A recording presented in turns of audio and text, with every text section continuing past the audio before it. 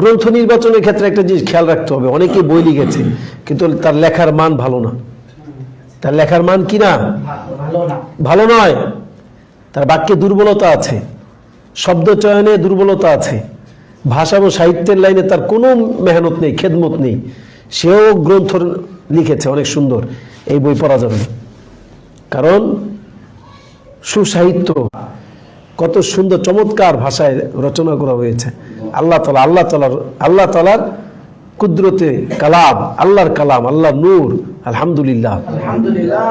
এই উম্মতের সবচেয়ে বড় শক্তি হলো, সবচেয়ে বড় শক্তিগুলোর মধ্য থেকে অন্যতম একটা শক্তি হলো ভাষা এবং সাহিত্য। সুতরাং যাদের ভাষা সুন্দর নয়, রচনা সাহিত্যপূর্ণ নয়, তাদের রচনা আমি পড়ব না। হ্যাঁ, তাদের থেকে আমি সূত্র নিতে পারি, কোরআন হাদিসের উদ্ধৃতি নিতে পারি, কিন্তু তাদের ভাষাটা আমাদের জন্য ভালো হবে না। ওগুলো পড়লে আমার ভাষাও নোংরা হবে, আমার ভাষাও কি হবে, পচা হবে, আমার ভাষাও দুর্বল হবে, আমার কথাও অসুন্দর হবে। ঠিক আছে? আচ্ছা, তারপরে আমি কি করব, উদ্ধৃতিগুলো মুখস্থ করব। 3 নম্বর কাজ,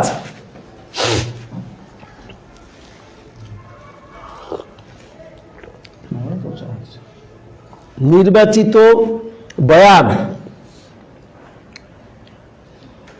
বিষয় ভিত্তিক ওই বয়ান, নির্ধারিত বয়ানটি 5 বার পড়ব।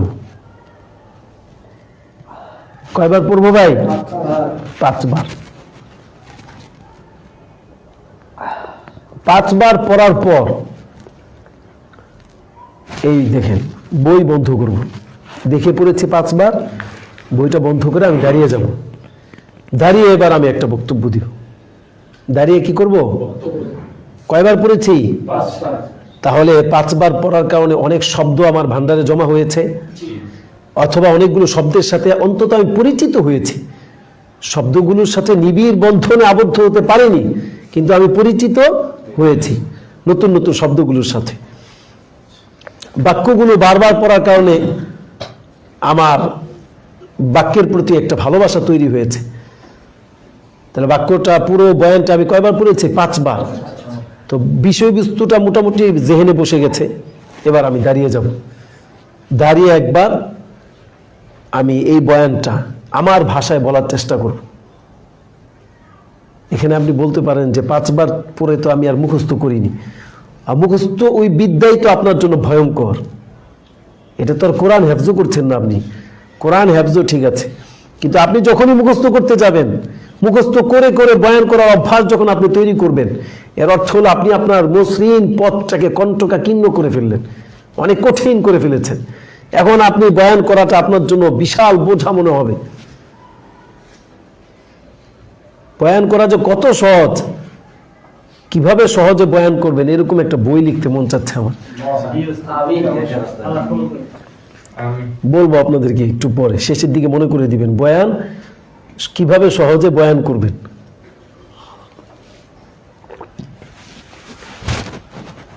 পাঁচবার পড়েছেন, বিষয়বস্তু আপনার মেধায় মোটামুটি বসে গেছে, বিষয়বস্তুটা আপনি আত্মস্থ করতে পেরেছেন। এখন দাঁড়িয়ে যখন আপনি বলতে যাবেন, ভিতরের মধ্যে আপনার ভিতরে একটা হাহাকার চলে আসবে। হায় হায়, কত সুন্দর সুন্দর শব্দ পড়েছি, শব্দগুলো তো আসছে না। কি সুন্দর বাক্য পড়েছি, বাক্যগুলো আসছে না। কিন্তু আপনার মধ্যে একটা প্রত্যয় থাকতে হবে যে আমি শুরু করেছি, এই বয়ান আমি কি করব, শেষ করব। হ্যাঁ, হতে পারে এই বয়ানটা যদি পুরো সবগুলো বয়ান যদি আমি করি, তাহলে পরিপূর্ণভাবে বয়ানটা করলে আমার সময় লাগবে আধা ঘন্টা।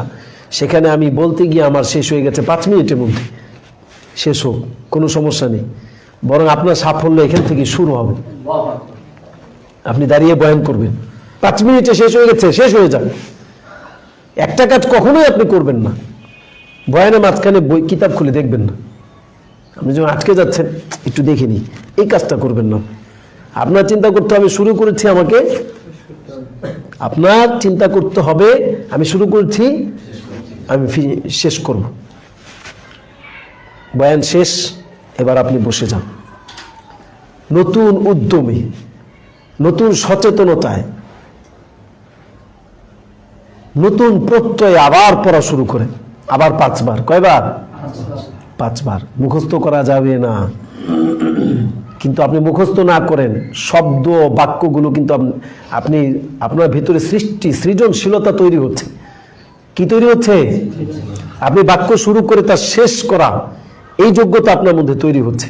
আপনি কিন্তু কল্পনাও করতে পারছেন আপনার মধ্যে কথা বলার, বাক্য বলার একটা শক্তি তৈরি হচ্ছে। আবার 5 বার পড়েন। আগের চাইতে এবারের পড়াটা হবে আরো গভীর, আরো অনুসন্ধিৎসু দৃষ্টি নিয়ে এবার আপনি পড়বেন, পই পই করে, হ্যাঁ, যত্রতত্র খুঁজে খুঁজে কোথায় শব্দ, কোথায় বাক্য, কিভাবে শুরু হয়েছে, কিভাবে শেষ হয়েছে, কোথায় কোন শব্দকে কিভাবে জুড়ে দেওয়া হয়েছে। এই শব্দের এই সৌন্দর্য আমার বক্তৃতায় কেন আসলো না? পড়ার সময় এবার আরো জিদ কাজ করবে। এবার 5 বার পড়ার পর বন্ধ করে আবার দাঁড়িয়ে যান। প্রথমবার দাঁড়িয়ে যদি 5 মিনিটে বক্তব্য শেষ হয়ে থাকে, দ্বিতীয়বার দাঁড়ালে এটা কমপক্ষে 15 মিনিট হবে। কত মিনিট হবে? কিন্তু এটা অনেক কঠিন কাজ। কাজটা কি কঠিন? দেখে দেখে আপনি 100 বার পড়তে পারবেন, এটা কঠিন কাজ না। কিন্তু দাঁড়িয়ে বলাটা অত্যন্ত কঠিন সাধনার বিষয়। এটা আসলে নফস হয় কিসে, নফস চায় না, কিন্তু আপনি নফসকে কি করছেন? দমন করছেন। তোকে কথা বলতেই হবে। নফস খালি কি চায়? ওই যে তোর 4টা লাইন মুখস্থ আছে, ওটাই বল সারাদিন। হ্যাঁ, সেই আল্লাহর প্রতি কৃতজ্ঞতা জ্ঞাপন করছে। এটাই ঘুরে ফিরে খালি নফস খালি এটাই চাইবে। এখানে নফসকে দমন করতে হবে। এখানে আত্মশুদ্ধিও আমি যোগ করে দিচ্ছি আপনাদের। নফসকে কি করতে হবে? দমন করে দিতে হবে। নফস চাইবে না, নিয়ন্ত্রণ করতে হবে। নফস আপনাকে বলবে, ওই যে আমির হামজা সাহেব খালি একটা কবিতা আবৃত্তি করায়, হ্যাঁ, আজন্ম সৈনিক আমি, বলবো ওটাই বল, শুধু ওটাই বল। আমাকে পচালে কিন্তু শেষ, জনগণ আমাকে দেখছে। আজন্ম সৈনিক আমি থেকে বের হয়ে আসতে হবে আপনাকে। আপনি কথা বলেন। আপনি যেমন মৃত্যু নিয়ে একটা রচনা আপনি পড়েছেন, যে সেখানে লিখেছে অত্যন্ত চমৎকার ভাবে। আমার একটা ঘটনার কথা মনে পড়ছে, শুধু নোয়াখালী থেকে এসেছে সেই ছেলেটা, এখনো আমার প্রতি বিরক্ত। কোর্স করতে এসেছে, প্রাইভেট কোর্স, 5,000 টাকা নিয়েছি। তো আমার সাথে কোর্স করতে এসেছে। আমি বলি যে এটা পড়েন, আপনি পড়েন। তো 5 বার পড়েছে, আমিও পড়েছি, সেও পড়েছে। একেবারেই নতুন একটা রচনা, আমিও আগে থেকে মুখস্থ করিনি। তা আমি বললাম আপনিও এটা বলেন, আপনি আমাকে শোনান, আমি আপনাকে শোনাই। তা আমি তাকে শোনালাম, মৃত্যু এক বিভীষিকাময় নাম। মৃত্যু মানুষের আনন্দকে, উচ্ছ্বাস, উদ্দীপনাকে নিমিষেই শেষ করে দেয়। মৃত্যুর স্মরণ মানুষকে আখেরাতমুখী করে। মৃত্যুর স্মরণ মানুষকে পাপ থেকে দূরে রাখে। মৃত্যুর স্মরণ আমাদেরকে পবিত্র করে। আর মৃত্যুর স্মরণ থেকে যে গাফেল থাকে, সে ব্যক্তি দুনিয়ায় গুনাহের সাথে, পাপের সাথে এমনভাবে জড়িয়ে যায়, মুক্তি তার জন্য অসম্ভব হয়ে দাঁড়ায়। এইভাবে আমি কিছুক্ষণ বললাম। এখন তাকে বললাম আপনি 2-1টা কথা বলেন। এখন সে বলে মৃত্যু, দূর আমার আসে না। আমি বলি হ্যাঁ, আপনার তো ইচ্ছাটা করতে হবে, আপনি কিছু একটা বলেন। মৃত্যু আমার আসে না। সে এমন মানে হতাশা প্রকাশ করছে। আমি বললাম যে এখানে হলো সৃজনশীলতা লুকিয়ে আছে। এখানে যদি আপনি একটু আঘাত করতে পারেন, আপনার ভেতরে সৃষ্টিশীল শক্তি জেগে উঠবে। কিন্তু নফস চায় না। কে চায় না? নফস বলে এগুলো না। কোনটা? ওই যে মুখস্থ বলো, চন্দ্র সূর্য সপ্ত আকাশ। সব জায়গায় কি গিয়ে চন্দ্র সূর্য সপ্ত আকাশই চলবে? আমি পারলাম না। শেষ পর্যন্ত এই ছেলে বলে আমার এগুলো লাগবে না, আপনি আমার কয়েকটা মুখস্থ করিয়ে দেন, আমি চলে যাই। আপনি আমাকে কি করেন? কয়েকটা মুখস্থ করিয়ে দেন। শেষ পর্যন্ত ছেলেটা আমার প্রতি বিরক্ত। কেন আমি এই চর্চা করাই? আসলে আমি চেয়েছি তার ভেতরে সৃজনশীলতাকে জাগিয়ে তোলা, কিন্তু সে তো সেটা চায় না। সে কি চায়? কৃত্রিম, আপাত মধুর, আপাত সুন্দর একটা অস্থায়ী যোগ্যতা সে অর্জন করতে চায়। আমি চেয়েছি তার স্থায়ী একটা যোগ্যতা হোক, কিন্তু সে ওটা চায় না। তা আমি এটা কেন করালাম, সে আমার প্রতি অনেক বিরক্ত, বিভিন্ন জায়গায় গিয়ে আমার খুব বদনাম করেছে। আমাকে মুখস্থ করিয়ে দেয় না, আমাকে খালি বলে এইভাবে বলার জন্য। তো এটাতে আমি যে উপকার পেয়েছি, আমি যেই চর্চায় উপকার পেয়েছি সেটাই তো আপনাদেরকে বলবো। কি বলেন? দাঁড়িয়ে আপনি বক্তব্য দেন, দ্বিতীয়বারে আপনি 15 মিনিট কথা বলতে পারবেন, আবার বসেন, আবার 5 বার পড়েন। আপনি মুখস্থ করবেন না, মুখস্থ করবেন শুধু কোরআনের উদ্ধৃতিগুলো, হাদিসের উদ্ধৃতিগুলো, ওগুলো আপনাকে আবার কি করতে হবে? মুখস্থ করতে হবে। ওটা কি বানিয়ে বলার কোনো সুযোগ আছে? এইভাবে আপনি পুরো বয়ানটাকে 20 বার পড়বেন, 5 বার পর পর আপনি দাঁড়াবেন, তাহলে 4 বার দাঁড়ানো হবে। কতবার হবে? এবার আমার একটা ফলাফলটা কি হবে? ফলাফল হবে, এই চর্চা যদি আপনি সপ্তাহে 2 বার করেন, সর্বোচ্চ 3 মাস। কয় মাস? 3 মাস। 3 মাস পর আপনাকে যেখানে যে মঞ্চে আমন্ত্রণ জানানো হবে, আমি বিশ্বাস করি যে কোনো বিষয়ে, যে বিষয়ে আপনার কোনো ধারণা নেই, সেই বিষয়ে আপনি 2, 4, 5 মিনিট কথা বলতে পারবেন ইনশাআল্লাহ। আর মসজিদের মিম্বর হবে আপনার জন্য সবচেয়ে আনন্দের জায়গা। আর অনেকে মঞ্চ দেখে ভয় পায় কি না? অনেকে মঞ্চ ভয়ে ভীত, আর আপনি হবেন মঞ্চ কোথায় খুঁজে বেড়ান, এই যোগ্যতা আপনার মধ্যে তৈরি হবে। তাহলে 1 নম্বর কাজ কি করতে হবে বলেন?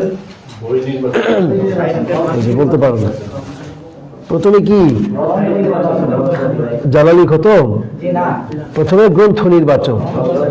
গ্রন্থ নির্বাচনের ক্ষেত্রে আপনাকে সচেতনতা অবলম্বন করতে হবে। সচেতন ভাবে আপনাকে গ্রন্থটা নির্বাচন করতে হবে। কার বই আপনি পড়বেন? যে বইটা লিখেছে তার লেখার মান কেমন, লেখার মান কেমন, সাহিত্য মান উত্তীর্ণ কিনা, সাহিত্যের মানদণ্ডে উত্তীর্ণ কিনা। গ্রন্থ নির্বাচন করার পর এবার আপনি একটা একটা করে বক্তব্য ধরেন, ঠিক আছে?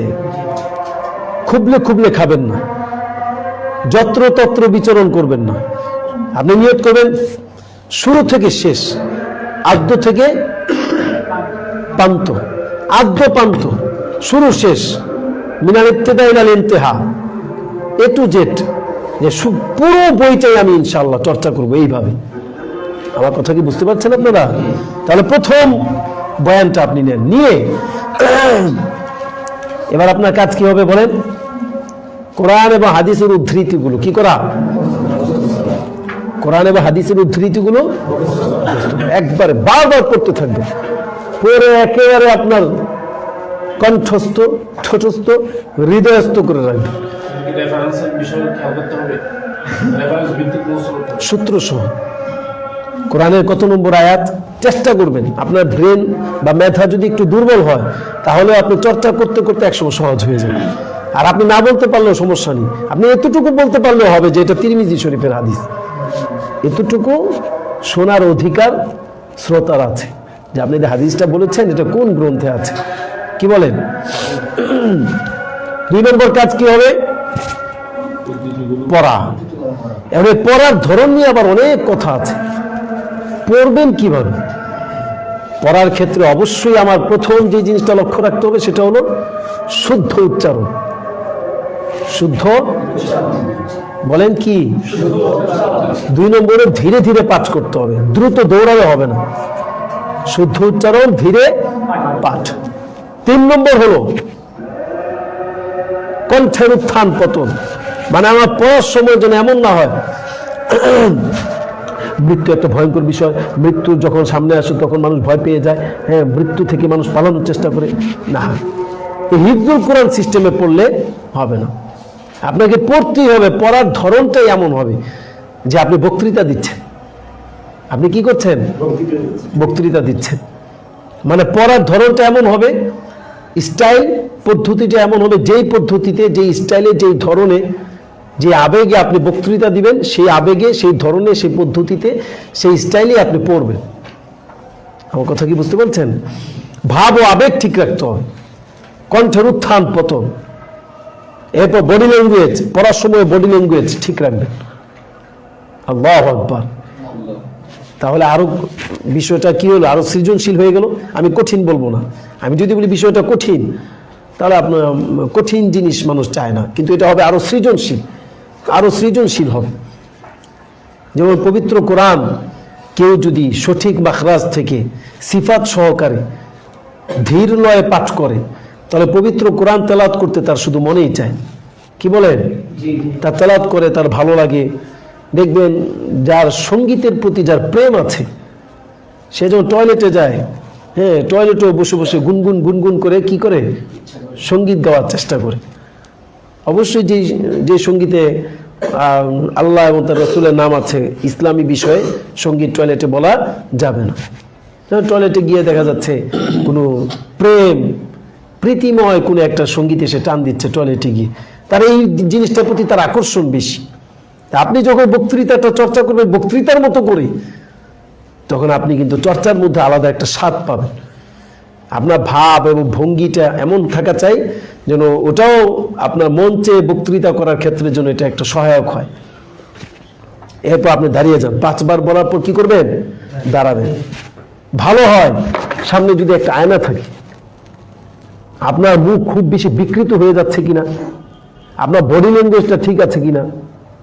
হ্যাঁ, আসমান কে সৃষ্টি করেছেন, জমিন কে বিছিয়েছেন, সাগর মহাসাগর কে স্থাপন করেছেন, সবুজ বৃক্ষের সারি কে সাজিয়েছেন, চাঁদের বুকে জ্যোৎস্না কে ঠেলে দিয়েছেন। আপনার বডি ল্যাঙ্গুয়েজটা ঠিক আছে কিনা, এটাও আপনাকে লক্ষ্য করতে হবে। তাহলে সামনে একটা আয়না থাকলে ভালো। পড়ার ক্ষেত্রে বলেছিলাম কতগুলো বিষয় লক্ষ্য রাখতে হবে। শুদ্ধ উচ্চারণ, যেখানে মহাপ্রাণ ধ্বনি আসছে সে মহাপ্রাণের ধ্বনি উচ্চারণ করতে গিয়ে, মহাপ্রাণ ধ্বনিময় শব্দ উচ্চারণ করতে গিয়ে আপনি কি খুব বেশি কাঠিন্য প্রকাশ করছেন, কৃত্রিমতার আশ্রয় নিচ্ছেন? এগুলো আপনাকে খেয়াল করতে হবে। আপনি পড়ার সময় বলেন অভিভাবক অভিভাবক, এমন হয়ে যাচ্ছে কিনা, তাহলে তো এটা হাস্যকর হয়ে যাবে। অভিভাবক, বাংলার দিক দিগন্ত থেকে আগত আমার প্রাণের প্রিয় ছাত্র ভাইয়েরা, ছাত্র, এমন কাঠিন্য প্রকাশ পাচ্ছে কিনা আপনার বয়ানে, তাহলে আপনাকে এটাকে আবার কি করতে হবে? শোধরাতে হবে। প্রচুর পড়ে পড়ে পড়ে অধিক পরিমাণে অধ্যয়ন পড়তে হবে, পাঠ করতে হবে, অধ্যয়ন করতে হবে, পাঠ প্রক্রিয়া অব্যাহত রাখতে হবে। এক কথায় অধিক পঠনের মাধ্যমে শুদ্ধ ভাষায় কথা বলা, শুদ্ধ ভাষায় পাঠ করা, এটাকে একেবারে আপনার স্বভাবজাত করে নিতে হবে। স্বভাবজাত, আমার স্বভাবই হলো এইভাবে কথা বলা। আর যদি এমন হয় আপনি খুব বেশি পড়েন নাই, পড়ার অভ্যাস নেই, তখন আপনাকে কৃত্রিমতার আশ্রয় নিতে হবে। ভাবুক, ভালো ঠিক এমন শব্দ উচ্চারণগুলো এমন আসবে, ভালো আছি, ভালো আছি, ভালো আছি, ভালো আছি। যেমন আমি গত 3 মাস আগের অবস্থা বলি, আমির হামজা ক্লাস করাচ্ছে একরকম, এখন যে ক্লাস করায় এখন দিকে অন্যরকম, কারণ সে ধারাবাহিক এই চর্চার মধ্যে সে এখন আছে। তারা আজকে একটা লাইভ অনুষ্ঠানের আমি উচ্চারণগুলো খেয়াল করছিলাম, মনে হচ্ছে না যে কৃত্রিম ভাবে সে উচ্চারণ করছে, স্বভাবজাত, ও রক্তে মাংসে মিশে যাচ্ছে শব্দগুলো আস্তে আস্তে, এমন হয়ে গেছে। এবং আমিও 1 সপ্তাহ যদি এই উচ্চারণ থেকে দূরে থাকি বা উচ্চারণ করছি না, পড়া হচ্ছে না আমার, তাহলে দেখা যাচ্ছে আমার উচ্চারণের মধ্যে কৃত্রিমতা আসে। এই জন্য আমাদের অধিক পঠনের কোনো বিকল্প নেই। প্রচুর পরিমাণে আপনাকে কি করতে হবে? পড়তে হবে। ভাব এবং আবেগ ঠিক রাখতে হবে, কণ্ঠের উত্থান পতন, ঠিক আছে, যেখানে বলিষ্ঠ সেখানে বলিষ্ঠ, যেখানে একটু কান্না ভাব সেখানে কান্নার ভাবটা প্রকাশ করতে হবে। হ্যাঁ, সেই সাথে বডি ল্যাঙ্গুয়েজ, আপনি যখন পড়ার সময় বডি ল্যাঙ্গুয়েজ রেখে ভাব আবেগ ঠিক রেখে যখন পড়বেন, তো এর বিষয়বস্তুটা আপনার দিলের মধ্যে ঢুকে যাবে। আর পড়ার সময় যদি আপনি তাড়াহুড়ো করেন, খুব দ্রুত পড়তে থাকেন, তাহলে বিষয়বস্তু ঢুকবে না। আপনি যখন দাঁড়াবেন তখন আপনি ভুলে যাবেন যে কি বিষয়ে আমি পড়াশোনা করলাম। হ্যাঁ, পড়ার সময় আপনার মধ্যে একটা বক্তৃতার ভাব চলে আসবে। তাহলে 20 বার পড়বেন, 4 বার দাঁড়াবেন, ঠিক আছে না? মোটামুটি আপনার মুখ চালু হয়ে গেছে। আপনার জড়তা দূর হয়ে গেছে আলহামদুলিল্লাহ। এখন আপনি কি করবেন? আপনি একটা খাতা কলম নেন, যে বিষয়টা ডক্টর আব্দুল্লাহ জাহাঙ্গীর সাহেব রচনা করেছেন, আপনি মনে করেন যে এই বিষয়ে আপনি মনে করেন আমি এখন এই বিষয়ে নিজেই একটা রচনা লিখব। আপনি কি মুখস্থ করেছেন? এই বলেন, মুখস্থ করেছেন না? এখন এই বিষয়ে যখন আপনি লিখবেন, আপনার লেখার মধ্যে দেখা যাবে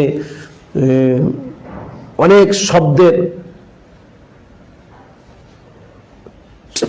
ছন্দপতন হয়েছে, এমন এমন শব্দ আপনি বাছাই করেছেন যেটা বানানোর ভুল আছে, নির্বাচনেও ভুল আছে, সাজানো গোছানোতে গিয়ে আপনি ভুল করেছেন, বাক্যটা যেভাবে সাজানোর কথা সেভাবে হয়নি, যেমন বলতে পেরেছেন তার অর্ধেক আপনি লিখতে পারছেন না।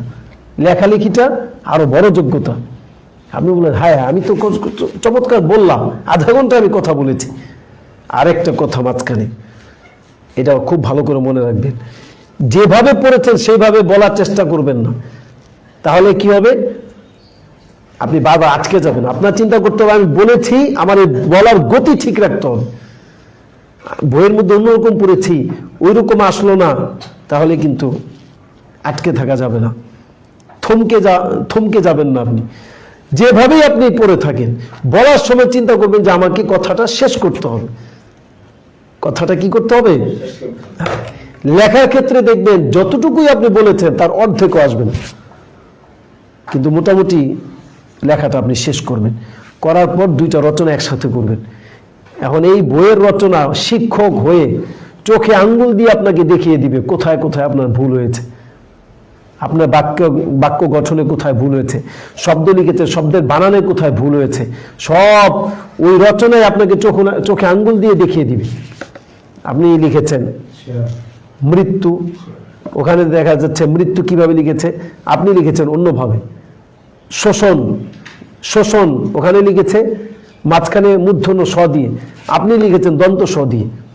তখন ওটা ওস্তাদের ভূমিকা পালন করবে, আপনার ভুলগুলো ধরিয়ে দিবে। এখন আপনার এই রচনাটা নিয়ে আরো কাজ আছে। আপনার আশপাশে এমন কেউ যদি থাকে যে মোটামুটি ভাষা এবং সাহিত্যে তার কিছুটা দখল আছে, তাহলে তার কাছে নিয়ে রচনাটা দিতে পারেন। না আমার এই বাক্যগুলো একটু কাটাছেঁড়া করে দেন, বাক্যটার মধ্যে কি ভুল আছে। তো উনি যদি একটু কাটাছেঁড়া করে, আপনি যদি ওইটা আবার নিজের লেখার সাথে মিলান, তাহলে দেখেন একদিক থেকে আপনার কলমের গতিও দুর্বার হচ্ছে, কলমের গতিও বাড়ছে, লেখা সুন্দর হচ্ছে, সৌন্দর্যমণ্ডিত হচ্ছে। দিন যত যাবে আপনার কলম শক্তিশালী হবে। অপরদিকে আপনার মুখের ভাষাও সুন্দর হচ্ছে। এর চাইতে উপকারী পন্থা আমি জানি না আর কেউ আবিষ্কার করতে পেরেছে কিনা, আমার জানা নেই। আপনি যদি এইভাবে চর্চা করতে পারেন, তাহলে একটা বই আপনাকে শুদ্ধভাষী বক্তা, একটা বই আপনাকে লেখক বানিয়ে ছাড়বে, একটা বই। এইভাবে করাটা একটু কঠিন। পদ্ধতিটা হলো সৃজনশীল। পদ্ধতিটা কি? সৃজনশীল। পদ্ধতিটা হলো আপনার ভেতরের সত্তাকে জাগিয়ে তোলার। আপনার ভেতরে একটা লেখক সত্তা আছে ঘুমিয়ে, ওটাকে জাগিয়ে তোলার। আপনার ভেতরে একটা বক্তা আছে, কথা বলার জন্য সেটা উন্মুখ হয়ে আছে, কিন্তু পথ খুঁজে পাচ্ছে না। এই যে পদ্ধতি আমি বললাম, এই পদ্ধতিতে আপনি চর্চা করলে পথটা উন্মুক্ত হয়ে যাবে, আপনি কথা বলতে পারবেন। একই সাথে আলহামদুলিল্লাহ আপনি যখন ভবিষ্যতে দায়ী হয়ে মাঠে নামবেন, আপনি আশ্চর্য হয়ে খেয়াল করবেন যে প্রচুর বয়ান, তথ্য উপাত্ত নিয়ে আপনার জেহেনে প্রস্তুত। আপনি মসজিদের খতিব হয়ে গেছেন, প্রচুর তথ্য উপাত্ত আপনার মাথায় আছে, অনেক কোরআন হাদিসের উদ্ধৃতি আপনার মুখস্থ আছে।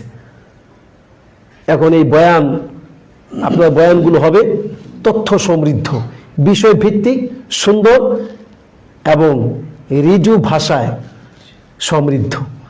সবাই বলবে যে না, ওনার মধ্যে কি আছে? ভাষা শুদ্ধতা আছে। ওনার মধ্যে কি আছে? ভাষা শুদ্ধতা আছে, আবার তার মধ্যে বিষয়বস্তুর সমৃদ্ধিও আছে। এই দুটো বিষয় এখন খুব দরকার হয়। আরেকটি বিষয় বলি আপনাদেরকে, এখন আপনি এইভাবে চর্চা করতে পারবেন আপনারা? কে কে করবেন হাত উঠিয়ে দেখান।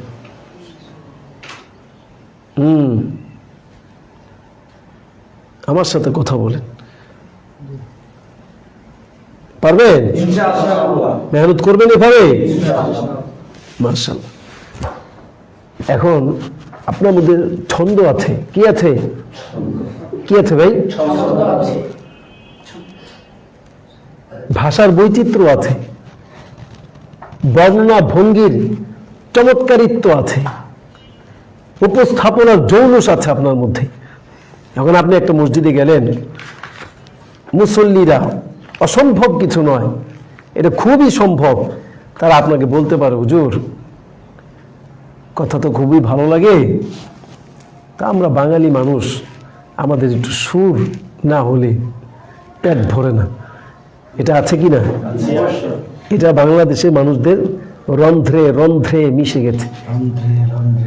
গেছে। ওরা ছন্দের সাথে একটু সুর চায়। কি চায়? যখন আপনি বলবেন হুজুর আমার তো আর আল্লাহ তাআলা কুয়াকাটার মতো সুর দেয়, আমার জন্য তো এটা অত্যন্ত কঠিন। না, একেবারে সহজ। একটা সাধনা যদি আপনি করেন আপনার জন্য অত্যন্ত সহজ। ওই যে বললাম আপনাকে বয়ান কিভাবে সহজে বয়ান করবেন, ওইটা একটু বলে দিব সংক্ষেপে। কিভাবে করবেন বলি আপনাকে।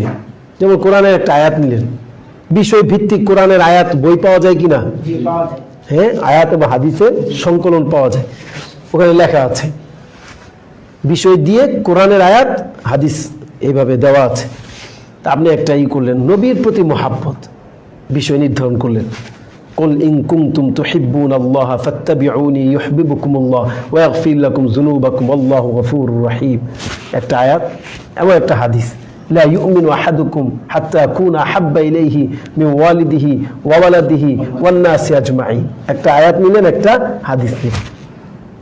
এবার আপনার জন্য বয়ান করা কত সহজ আমি আপনাদেরকে বুঝাচ্ছি। এবার আপনি কি করবেন? নবীর প্রেম আর ভালোবাসার উপর অনেক গল্প হাদিস কোরআনে ছড়িয়ে আছে, আছে কি না? আছে। আপনি একটা বই নেন, সেটা হতে পারে হেকায়াতুস সাহাবা, কি বলেন? হায়াতুস সাহাবা হতে পারে। হায়াতুস সাহাবায় দেখবেন অনেক ঘটনা আছে, নবীর প্রেমে সাহাবায়ে কেরাম কিভাবে নিজেকে উৎসর্গ করেছেন। আছে না নাই? আছে। ওখান থেকে আপনি কয়েকটা ঘটনা নেন। খাব্বাব রাদিয়াল্লাহু আনহুর ঘটনা, খুবাইব রাদিয়াল্লাহু আনহুর ঘটনা, এগুলো কিন্তু একবার দুইবার পড়লে জেনে বসে যায়। হ্যাঁ, খুবাইব রাদিয়াল্লাহু আনহুর ঘটনা, বেলাল রাদিয়াল্লাহু আনহুর ঘটনা, আবু বকর সিদ্দিক রাদিয়াল্লাহু আনহুর ঘটনা, ওমর রাদিয়াল্লাহু আনহুর ঘটনা, এই ৫-৬টা ঘটনা নেন। ৫-৬টা ঘটনা দিয়ে আপনি নির্দ্বিধায় 2 ঘন্টা শেষ করতে পারেন। কয় ঘন্টা? 2 ঘন্টা। কোনো ব্যাপার না। আরেকটা কাজ কি করবেন? কোরআনে আয়াত একটু বাড়িয়ে নেবেন, হাদিস আর একটু বাড়ান। আমি একটা নিলাম কোরআন আয়াত, একটা নিয়েছি হাদিস। আপনি যদি চান আপনার বক্তৃতাটাকে আরো সমৃদ্ধ করার জন্য, তাহলে কোরআনের আয়াত আরো কয়েকটা নেন, হাদিসও কয়েকটা বাড়ান। এরপর সাহাবায়ে কেরামরা কিভাবে নবীজির আনুগত্যে জীবন উৎসর্গ করেছে এই ঘটনাগুলো পাওয়া যায়। আলহামদুলিল্লাহ একটা বইয়ে দেখেছি, বের হয়েছে যে হাদিসে বর্ণিত ঘটনাবলী, একটা বই বের হয়েছে কিছুদিন আগে। শিরোনামটা আমি একুরেট বলতে পারছি না, কাছাকাছি হবে শিরোনামটা। এই যে হাদিসে বর্ণিত ঘটনাবলীর সহি সংকলন, অনেক বানোয়াট ঘটনা কিন্তু প্রচলিত আছে, আছে কিনা? বানোয়াট ঘটনাবলী নেওয়া যাবে না। হাদিসে বর্ণিত সহি ঘটনাবলীর একটা সংকলন বের হয়েছে। আর মাকতাবাতুল আজহার থেকে একটা বই বের হয়েছে, অথবা মাকতাবাতুল ইসলাম থেকে কোরআনে বর্ণিত ঘটনাবলীর সহি একটা সংকলন বের হয়েছে। ওটার মধ্যে একেবারে বাস্তব কোরআনের ঘটনাগুলো, অনেক জায়গায় আছে বানোয়াট মিথ্যা কাহিনী দিয়ে ভরপুর, ইসরায়েলি রাওয়ায়াত দিয়ে ভরপুর। এই 2টা গ্রন্থ যদি আপনি সামনে রাখেন, প্রচুর ঘটনা, এই ঘটনাগুলো বারবার পড়ে আপনার মাথায় যদি 50টা ঘটনা থাকে, কোন মন্ত্রী গিয়ে আপনি চুপ করে বসে থাকবেন? মাত্র কয়টা ঘটনা? 50টা। আরে ছাগল আর ভূতের গল্প আপনার বলার দরকার নেই তো। রাস্তা দিয়ে যাচ্ছে একটা শিয়াল, হঠাৎ করে দেখে একটা দোরা সাপ দিল কামড়, সাপ চিৎকার দিয়ে বলে, এগুলো দরকার আছে ভাই? দরকার নেই। আরে কোরআন হাদিসের ঘটনা বলেই তো আমরা সময় শেষ করতে পারি না। সবচেয়ে বেশি গুরুত্ব দিবেন কোরআন হাদিস সাহাবায়ে কেরামের ঘটনা, কি বলেন, এগুলোর গুরুত্ব দিবেন বেশি। কি বলে ও, আপনি হাত ইশারা করলে তো আবার আমি মনে করি কিছু বলবেন কিনা। হ্যাঁ। আমার কথা কি বুঝতে কষ্ট হচ্ছে আপনাদের? সুন্দর লাগছে। আচ্ছা, বয়ান এরপরও কি বয়ান কঠিন? হ্যাঁ, আমি একদিন বয়ানের কোনো প্রস্তুতি নিতে পারিনি। আমি জানি না আমার কোনো মুসল্লি আমাকে দেখছে কিনা। তা আমি কি করলাম, এই হায়াতুস সাহাবা খুললাম, একটা আয়াত এবং একটা হাদিস নিলাম বিষয়ভিত্তিক।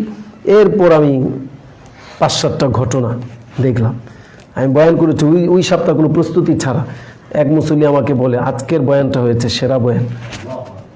কারণ ঘটনার মধ্যে কিন্তু শিক্ষা আছে, চেতনা আছে, ঘটনার মধ্যে চেতনা আছে, শিক্ষা আছে, ইতিহাস আছে। হ্যাঁ, এবং হৃদয়কে প্রস্তুত করার জন্য, ইসলামের পথে এগিয়ে যাওয়ার জন্য ঘটনাগুলোর অবদান অনস্বীকার্য। তা আপনি এগুলো করলেন। এখন আসেন, তাহলে বয়ান করা কঠিন না সহজ? কিন্তু এই ঘটনা যে আপনি পড়েছেন, পড়লে কি আপনি বলতে পারবেন? না, আপনাকে দাঁড়িয়ে কয়েকবার ঘটনাটা রিহার্সেল দিতে হবে, বুঝে নাই? হযরতে খাব্বাব রাদিয়াল্লাহু আনহু, তাকে উত্তপ্ত বালুকার উপরে শুইয়ে দেওয়া হতো। মধ্য আকাশে গনগনে সূর্য তাপে ঝলসে ওঠা সেই পাথরের জমিনের মধ্যে যখন তাকে ঠেসে ধরা হতো, তার শরীর থেকে চামড়া চর্বি গলে গলে সেই অঙ্গার নিভে যেত। কিছু একটু বারবার পড়ে পড়ে এটা কি করতে হবে, মুখস্থ করতে হবে। তখনও হযরতে খাব্বাব রাদিয়াল্লাহু আনহু একটাই আওয়াজ করতেন, লা ইলাহা ইল্লাল্লাহ, লা ইলাহা ইল্লাল্লাহ। বেলাল রাদিয়াল্লাহু আনহুকে যখন উত্তপ্ত বালুকাময় প্রান্তর দিয়ে টেনে হেঁচড়ে নেওয়া হতো, তিনি তার জবান দিয়ে একটি আওয়াজ চালু রেখেছেন, আহাদ আহাদ আহাদ, আমার আল্লাহ ছাড়া আর কাউকে মানি না, আমার আল্লাহ এক। এইগুলো আবার আপনাকে বলে বলে কি করতে হবে, মুখে চালু করতে হবে। আপনি যদি মনে করেন ও গল্প, আমি তো এটা পড়েছি, আমি পারি, এবার বলতে গিয়ে দেখবেন এলোমেলো আসবে। হ্যাঁ, হয়তো গল্পটা জানছেন কিন্তু শব্দ চয়ন করতে পারছেন না। বেলাল রাদিয়াল্লাহু আনহুকে যখন আসমানের মধ্যে ঠেসে ধরা হলো, পাবলিক আসমানে আবার কেমনে ঠেসে ধরে, আসলে বলতে চেয়েছিল জমিনের মধ্যে, চর্চা না করার কারণে কোন দিকে গেছে, আসমানে ঠেসে ধরেছে। এলোমেলো আসবে, এই জন্য আপনাকে আগেই বলে শব্দগুলোকে মুখে নিয়ে আসতে হবে। এখন আসেন সুরের দিকে, কোথায় যাচ্ছি? এখন বর্তমান প্রেক্ষাপট এমন হয়ে গেছে, শাইখুল হাদিস সাহেব যাচ্ছে ঠেলাগাড়ি দিয়ে, কেন? ওনার সুর নেই। আর পান্দেনামা যিনি মুখস্থ করেছেন সে যাচ্ছে হেলিকপ্টারে, কেন? তার সুর আছে। এলেম নেই, কালাম নেই, ভদ্রতা নেই, সভ্যতা নেই, কথা বলার কৌশল জানা নেই, মার্জিত মনোভাব নেই, উদারতা নেই, মানুষের প্রতি, উম্মতের প্রতি দরদ, মায়া, মহাব্বত, ভালোবাসার কোনো কিছুই নেই, কিন্তু শুধু সুর আছে। হেলিকপ্টার কোথায় যাচ্ছে? হেলিকপ্টারে যাচ্ছে। আমি কিন্তু কাউকে নির্দিষ্ট করে কথাটা বলছি না। হ্যাঁ, আরেকজন তার মধ্যে উম্মতের প্রতি দরদ আছে, মায়া আছে, ইশক আছে, এলেম উথাল পাতাল ঢেউ খেলছে ভিতরে, সুর না থাকার কারণে আল্লাহ বান্দা ঠেলাগাড়ি দিয়ে যাচ্ছে। তাও যাচ্ছে কি, যাওয়ার সময় আবার বলে নিয়ে গেছে আয়োজকরা, আপনি মুরব্বী মানুষ, কি কথা বলবেন, আপনার শরীর স্বাস্থ্য ভালো না, হ্যাঁ, আপনি গিয়ে একটু দোয়া করে দিন শেষ। এর মধ্যে আবার মাহফিল কমিটির অর্ধেক নারাজ, বলছে না উনি কি দোয়া করবে, উনি দোয়া করলে কারো চোখের পানি আসবো না, এই দোয়া করবে ওই পন্দে নামাজ যিনি আছে উনি করবে, উনি সুর দিয়ে মোনাজাতটা করবে। তাহলে দেখা যাচ্ছে সুরে গিয়ে আমরা মার খেয়ে যাচ্ছি। তখন কি, তখন কি বোঝা যায়? তখন দেখা যাচ্ছে শাইখুল হাদিস সাহেব নিচে বসে আছে, আর পান্দে নামাজ যিনি হাফেজ উনি বসে আছে, বলতেছে যে বড় আলেম আমার সামনে বসে আছে, আমি কি ওয়াজ করব? হ্যাঁ, কিছুই করার নাই বাবা, তুমি শিখো নাই কে, আমি শিখে এসেছি। আমি সুরের উপর কি করেছি, মেহনত করেছি। তাহলে সুর দেখা যাচ্ছে এলেম থাকার পরও মানুষ তার দিলের আকর্ষণ। এই বাংলাদেশে আল্লাহ নবী সাল্লাল্লাহু আলাইহি সাল্লাম সারা জীবনে একটাও সুর দিয়ে বয়ান করেছে, কেউ যদি আমাকে করেন জানাতে পারেন তা আমি আর কোনো চা কফি খাবো না, জানো নিয়ত করুন। কেউ যদি আমাকে একটা হাদিস দেখাতে পারেন নবীজি সুরে বয়ান করেছেন। কিন্তু বাঙালি হলো সুরের জাতি, মানে আমি বলি অনেকটা হিজলা জাতির মতো। হ্যাঁ, এর মধ্যে মেয়েলি ভাবটা একটু প্রবল, এই জন্য তার সুর ভালো লাগে, ভালোই যেহেতু লাগে, সুতরাং আমাকে কি করতে হবে, এই বিষয়ে চর্চা করতে হবে। বুঝতে পেরেছেন? আচ্ছা, আরেকটা কথা যদিও এখানে বলতে হয়, আমি না বলে পাচ্ছি না, সেটা হলো যে আসলে সুরটা বিষয় না। বাংলাদেশে এমন বক্তা আছেন যাদের সুর নেই, কিন্তু যাদের বয়ান শোনার জন্য মানুষ উন্মুখ হয়ে আছে। জি। অলিপুরি সাহেব আছেন, এরপর আমাদের নজরুল ইসলাম কাসিমি সাহেব আছেন, আবু তোহা মোহাম্মদ আদনান সাহেব আছেন, এরপর বিশ্ববিখ্যাত দ্বীনের দায়ী আল্লামা তারিক জামিল সাহেব আছেন, কি বলেন, মামুনুল হক সাহেব আছেন। সুর আছে? সুর ছাড়াও যে মানুষের দিলের ভেতরে প্রবেশ করা যায়, দিনে দাওয়াত দেওয়া যায়, এটা দৃষ্টান্ত ভুরি ভুরি ছড়িয়ে আছে আমাদের চারপাশ, আছে না? তারিক জামিল সাহেব কোনোদিন একটা বৈঠকের মধ্যে একটা কোরআনের আয়াত সুর দিয়ে বলেছেন, কোনো দৃষ্টান্ত নেই। তো কিসমানি সাহেব আছে, না। কিন্তু তাদের কথা শোনার জন্য উন্মুখ হয়ে আছে গোটা বিশ্ব। কেন? সুর নেই, কিন্তু আছে তাদের বর্ণনার বৈচিত্র্য, তাদের উপস্থাপনার সৌকর্য, অসাধারণ ভঙ্গিতে তারা কথা বলেন। সেখানে শব্দের দুর্ভিক্ষে ওনারা ভোগেন না, প্রচুর শব্দ আছে, তথ্যের ঢল নামে ওনাদের যখন শুরু করেন আলোচনা। আমাদের সুর না থাকার কারণে যাদের কথা মানুষ শুনতে চায় না, এটা মূলত সুরের কারণে না, তার বর্ণনার মধ্যে কোনো বৈচিত্র্য নেই, কোনো ট্রেনিং নেই, বর্ণনা করে সাদা মাটা মানুষ। দুনিয়ার মানুষ এত গোবাইজ জানা, এত ক্যাবলা না যে আপনি যা বলবেন তাই মানুষ খাবে। তথ্য উপাত্তের ঢল নেই, বর্ণনার সৌন্দর্য নেই, ভাষার স্বকীয়তা নেই। আপনি কথা বলবেন আর মানুষ এমনিতেই বসে থাকবে শুধু বারাকাত হাসিল করার জন্য, কি বলেন? জি। হ্যাঁ, ইখলাসের সাথে ইস্তেআদাদও লাগবে। কি লাগবে? ইস্তেআদাদের সাথে ইখলাসও লাগবে। দুইটা সমন্বয় ঘটাতে হবে। আপনি শুধু ইখলাস বলে বলে সামনের দিকে যাবেন, আপনার কাজের মধ্যে কোনো সৌন্দর্য নেই। ইসলাম তো তা চায় না। পবিত্র ঐশী গ্রন্থ আল কোরআন, আল্লাহু আকবার, আল্লাহর কালাম। আবার এটার মধ্যে আছে, বলা হয় রূপ, রস, উপমা, অলংকার, নির্যাস, নির্মিতি, সাহিত্যের সব কিছু যেন এটার মধ্যে ঢেলে দেওয়া হয়েছে। আল্লাহু আকবার। পৃথিবীর যত সাহিত্যের গ্রন্থ আছে, সমস্ত সাহিত্য গ্রন্থকে চ্যালেঞ্জ করার মোকাবেলা শক্তি রাখে মহাগ্রন্থ আল কোরআন। তাহলে আমাকে ইস্তেদাদ অর্জন করতে হবে, ইখলাস লাগবে। আবার ইখলাসের সাথে কি লাগবে? ইস্তেদাদ লাগবে। আমাদের ওলামা ইকরামদের মধ্যে একটা অংশ ইস্তেদাদের গুরুত্ব দেয় না, খালি ইখলাসের বয়ান করে। কি করে?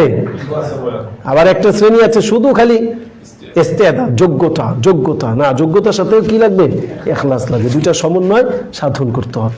আচ্ছা, সুরের বিষয়টা কি করবো? এই যে সময় হয়ে গেছে, শেষ করে দিই। হ্যাঁ, সুরের বিষয়টা দেখেন, সুরটা চর্চা করার জন্য আপনার কণ্ঠে কিছু সাধনা করতে হবে। যেমন একটা বলি, কঠিনভাবে নিবেন না, সহজ।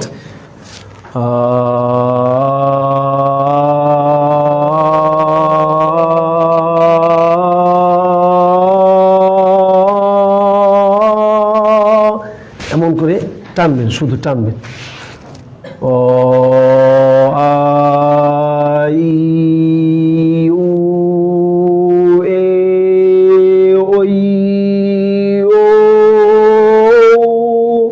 এমন দীর্ঘদিন এমন করতে থাকেন। হ্যাঁ, 1 সপ্তাহ করেন এমন, দৈনিক আধা ঘন্টা এই কণ্ঠ সাধনা করেন, সুর সাধনা করেন।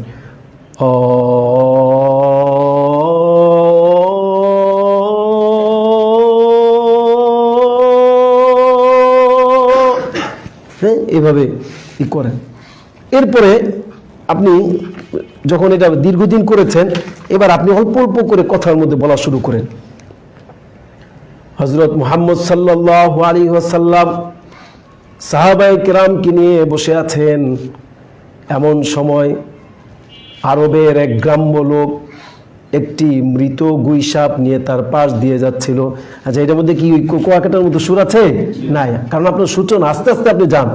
একসময় দেখবেন আপনি জোরে টানও দিতে পারবেন, কিন্তু শুরু করবেন আস্তে আস্তে, অস্বাভাবিক কোনো সুর দিবেন না। ওই যে মাজহারুল ইসলাম মাজহারি একটা আছে, হ্যাঁ, আমি যদি ওর সামনে পাই বা আমি যদি এর বুঝাতে পারতাম, তাহলে আমি তাকে একটা সিস্টেম ধরিয়ে দিতে পারতাম। তারও সুর আছে ভাই, ও যদি একটু সিস্টেমে আগায়, কিন্তু সে এগুলো ঘাবুরার মতো চিৎকার করে, সে সুর দিতে গিয়ে এলোমেলো করে ফেলে। কিন্তু সেও যদি সিস্টেমে স্বরসাধনাটা করে, তার মধ্যে একটা সুর আছে, স্বভাবজাত একটা সুর আছে, কিন্তু সে বিকৃত করে। আচ্ছা, আবার এইভাবে বলতে পারেন এখানে আজ ভি হো জো ইব্রাহিম কা ইমা পয়দা, এটাকে আপনি অল্প অল্প সুর দেন, প্রথমে বেশি দেওয়ার চেষ্টা করবেন না। আজ ভি হো জো ইব্রাহিম কা ইমা পয়দা, আগ কর সকতি হ্যায় আন্দাজে গুলিস্তা পয়দা। অল্প অল্প, বেশি না, ঠিক আছে? মৃত গুইসাপ নিয়ে যখন যাচ্ছিল, সাহাবায়ে কেরামকে সে জিজ্ঞেস করলো এই মজলিসটা কিসের? সাহাবায়ে কেরাম বললেন এটা হলো আখেরি জামানার পয়গম্বর বিশ্বনবী সাল্লাল্লাহু আলাইহি ওয়াসাল্লামের মজলিস। মৃত গুইসাপটি নবীজির সামনে ছুঁড়ে ফেলে দিয়ে গ্রামের বৌদ্ধ লোকটি তখন বলেছে, এই মৃত গুইসাপ যদি সাক্ষ্য দেয় আপনি আল্লাহর নবী, তাহলে আমি বেদুইন সাক্ষ্য দিব আপনি আল্লাহ তাআলার নবী। নবী করিম সাল্লাল্লাহু আলাইহি ওয়াসাল্লাম তখন বললেন ইয়া দব, দুইবার ডাক দিয়েছেন। সাহাবায়ে কেরাম বলেন দ্বিতীয়বার ডাক দেওয়ার সাথে সাথে মৃত গুইসাপ চক্ষু তুলে তাকিয়েছে। আল্লাহু আকবার। নবীজি তখন বললেন, আমার তো চলে যেতে হবে। নবীজি তখন বললেন মান তা'বুদুহু, তুমি কোন রবের ইবাদত করো? মৃত গুইসাপ তখন বলেছে আ'বুদু মান ফিস সামাই আরশুহু ওয়া ফিল আরদি সুলতানুহু ওয়া ফিল বাহরি সাবিলুহু ওয়া ফিল জান্নাতি রাহমাতুহু ওয়া ফিন নারি আযাবুহু। এই আস্তে আস্তে যখন আপনি করতে থাকবেন না, চর্চা করেন চর্চা করেন, দেখবেন আপনার মধ্যে সুর তৈরি হয়ে গেছে। কঠিন কোনো কাজ না, বুঝতে পেরেছেন? আর শুরুতেই যদি আপনি চিন্তা করেন আমি কুয়াকাটার মতো এমন জোরে চিৎকার দিব সাথে সাথে তিনজন বেহুশ হয়ে যাবে, না, তাহলে আপনার ওই যে মাজারুল ইসলাম মাঝারির মতো হবে এবং তখন মাইর খাওয়ার সম্ভাবনা প্রবল। বুঝতে পেরেছেন? এই জন্য পাগলামি করবেন না, হ্যাঁ, আস্তে আস্তে। আর স্বর সাধনাটা, সুর সাধনাটা বেশি বেশি করবেন। আল্লাহ পাক রব্বুল আলামিন আমাদেরকে তৌফিক দান করুন। ওয়া আখিরু দাওয়ানা আলহামদুলিল্লাহি রাব্বিল আলামিন।